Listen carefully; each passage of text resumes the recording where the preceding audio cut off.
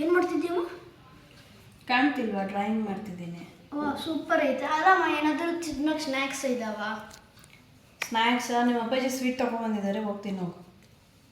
ಏನು ತಂದರೆ? ನೋಡು ನೀನೇ.